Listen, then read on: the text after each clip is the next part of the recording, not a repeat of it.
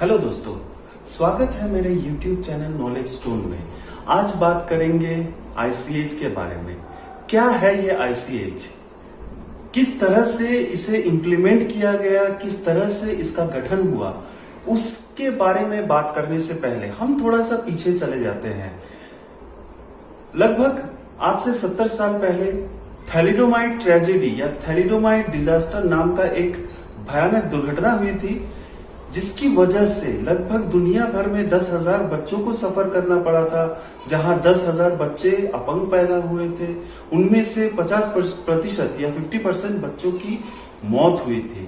तो इसी वजह से दुनिया भर के ग्लोबल लीडर्स, दुनिया भर के बड़े बड़े लीडर्स जो थे, उन्होंने एक डिसीजन लिया कि फार्मास्यूटिकल कंपनी से आने वाली कोई भी प्रोडक्ट, चाहे वो ड्रग्स हो या मेडिकल डिवाइसेस, उसका प्रॉपर तरीके से मॉनिटरिंग होगा, स्ट्रिक्ट मॉनिटरिंग होगा और देखा जाएगा कि वो जो प्रोडक्ट बनाई जा रही है ह्यूमन यूज के लिए, वो ह्यूमन सेफ्टी एंड एफिकेसी को फॉलो करती है या नहीं। दोस्तों, 60 के दशक के बाद से इस गाइडलाइंस में, इस मॉनिटरिंग प्रोसेस में अपग्रेडेशन हो रहे थे, चेंजेस हो रहे थे। तो उसी के बाद दुनिया के कुछ देशों ने एक डिसीजन लिया कि क्यों ना एक ऐसा काउंसिल या एक ऐसा संगठन बनाया जाए या एक ऐसा यूनियन बनाया जाए कि जिसका एक अलग गाइडलाइंस होगा।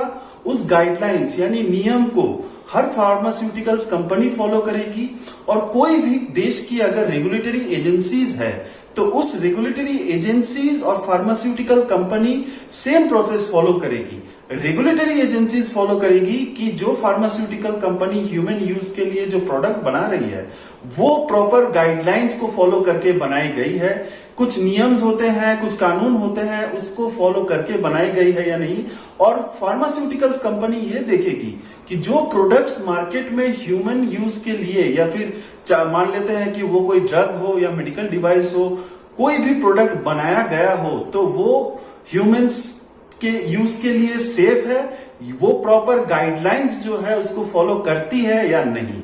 तो इसी गाइडलाइंस को बनाया एक कमिटी ने, जिसका नाम है इंटरनेशनल काउंसिल फॉर हार्मोनाइजेशन। दोस्तों, ICH का नाम पहले था इंटरनेशनल कॉन्फ्रेंस ऑन हार्मोनाइजेशन, जिसे बाद में 2015 में बदला गया और उसका नया नाम हुआ इंटरनेशनल काउंसिल फॉर हार्मोनाइजेशन। इसका प्रॉपर और पूरा नाम है international council on harmonisation of technical requirements for registration of pharmaceuticals for human use. ये है ICH का पूरा नाम। अब बात करते हैं ये ICH का एम क्या था। ICH का प्रॉपर एम ये था कि जो गाइडलाइंस वो बना रही है या जो गाइडलाइंस जो होने वाली है वो रेगुलेटरी एजेंसीज, दुनिया भर के रेगुलेटरी एजेंसीज और फार्मास्यूटिकल कंपनी फॉलो करे। कुछ स्टैंडर्ड्स होंगे, जिस स्टैंडर्ड्स के हिसाब से फार्मास्यूटिकल्स कंपनी प्रोडक्ट्स बनाएगी और उसी स्टैंडर्ड्स को रेगुलेटरी एजेंसीज ऑब्जर्व करेगी, मॉनिटर करेगी कि फार्मास्यूटिकल कंपनीज ने इस स्टैंडर्ड्स को या इस गाइडलाइंस को फॉलो किया है या नहीं किया है। तो दोस्तों, इस ICH गाइडलाइंस को कौन से ऐसे कंपनीज हैं जिन्होंने इस ICH गाइडलाइंस को बनाया था। दोस्तों, सबसे पहले नाम लेते हैं US का, यूरोपियन यूनियन या यूरोपियन कंट्रीज जो है, और जापान। ये मेनली इन्वॉल्व हुए थे डिस्कशन में और फाइनली 1990 को अप्रैल के महीने में इस ICH international conference on harmonisation को बनाया था, जो कि आज हम इंटरनेशनल काउंसिल फॉर हार्मोनाइजेशन कहते हैं। इस ICH गाइडलाइंस को आज दुनिया भर में लॉ की तरह माना जाता है और इस गाइडलाइंस को अगर स्ट्रिक्टली कोई भी फार्मास्यूटिकल कंपनीज फॉलो नहीं करती है और अगर रेगुलेटरी एजेंसीज या अथॉरिटीज को अगर लगे कि ये गाइडलाइंस के मुताबिक ये मेडिसिनल प्रोडक्ट्स या ड्रग्स नहीं बने हैं, तो उसे अप्रूवल नहीं मिलता है मार्केट में। अब बात करेंगे कि इस ICH गाइडलाइंस की जरूरत क्यों थी।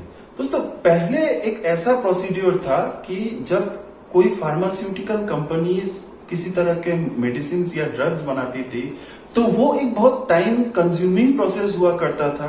उसका अगर ऑब्जर्वेशन हो, उसके रिपोर्ट्स, अगर डेटा क्रिएटेड होते हैं, उस डेटा को बहुत सारे स्टेक होल्डर्स को, रेगुलेटरी एजेंसीज या फार्माकोविजिलेंस को भेजा जाता था। सेफ्टी एंड एफिकेसी को रिव्यू करने के लिए इंस्टीट्यूशनल रिव्यू बोर्ड या इंटरनेशनल एथिक्स कमिटी या आईईसी, इनके पास ये सारे डेटा भेजे जाते थे। लेकिन फिर भी इस स्टैंडर्ड के आने से पहले ये सारे प्रोसीड्यूर को कंप्लीट करने में बहुत वक्त जाया होता था, बहुत टाइम लगता था। तो इसीलिए आईसीएच ने सोचा कि एक इस तरह से गाइडलाइंस बनाया जाए ताकि दोनों पार्टीज, रेगुलेटरी एजेंसीज और फार्मास्यूटिकल कंपनीज का वक्त बचे, और इसी स्टैंडर्ड को अगर सही तरह से फार्मास्यूटिकल कंपनीज फॉलो करती है तो यहां दोनों का टाइम बचेगा।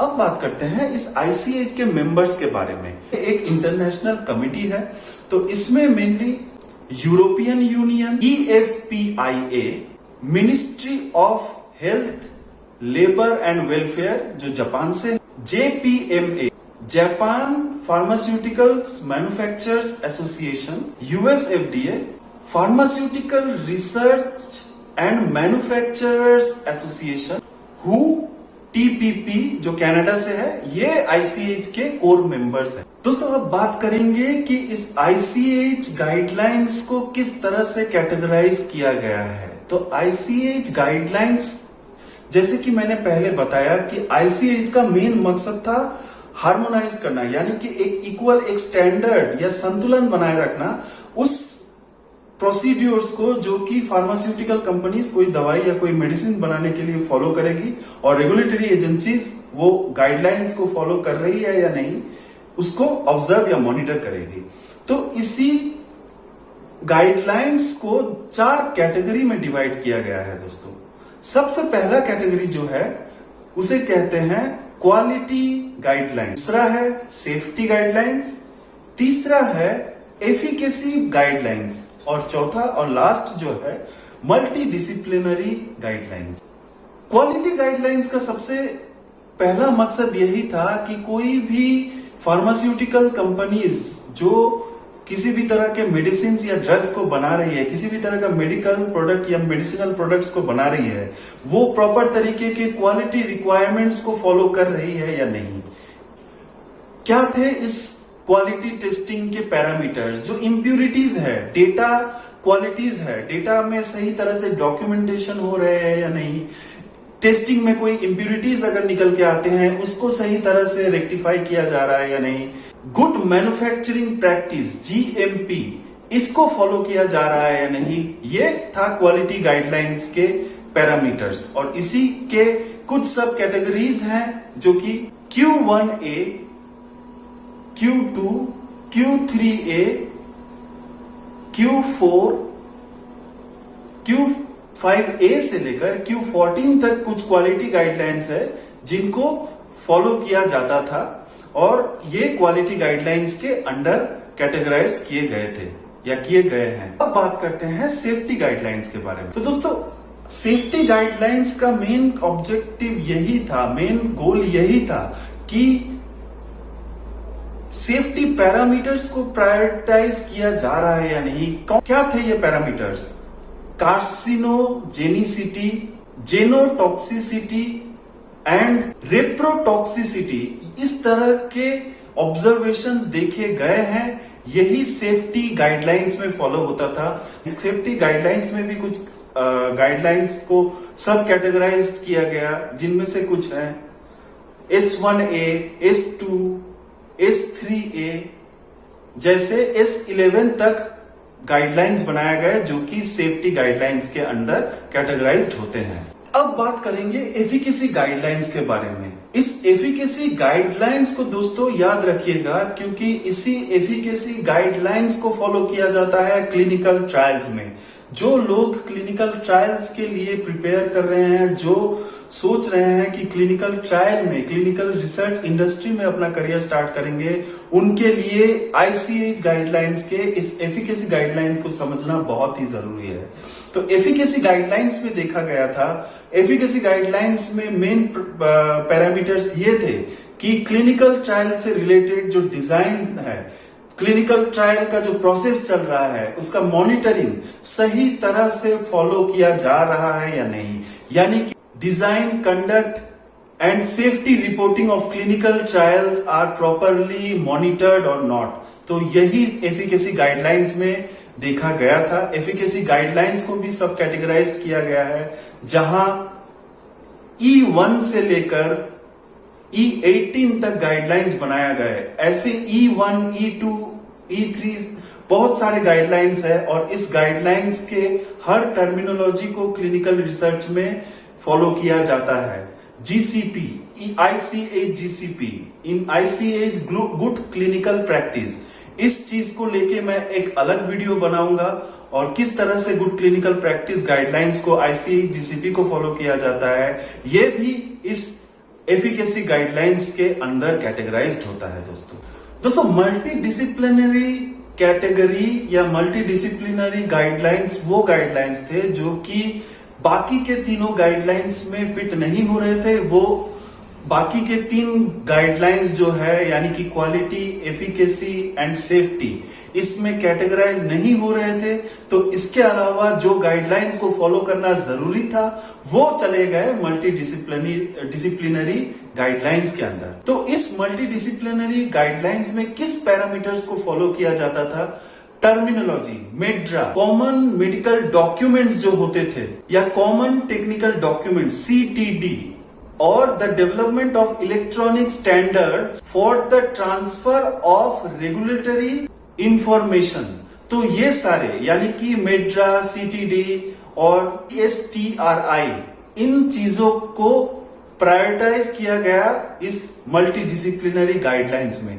मल्टी डिसिप्लिनरी गाइडलाइंस को भी सब कैटेगराइज किया गया, जो कि है M1, M2, M3, M4 से M10 तक।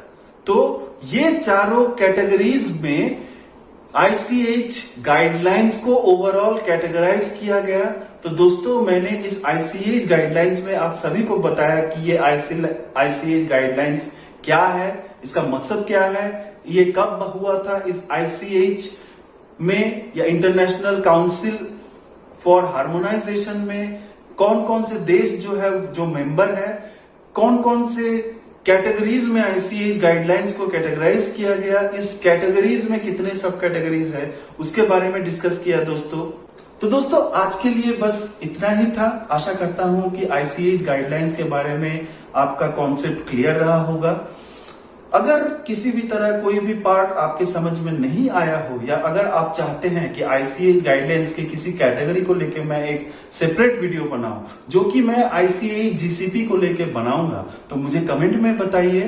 तो आज इतना ही था दोस्तों। आपका दिन बहुत ही अच्छा रहे। धन्यवाद।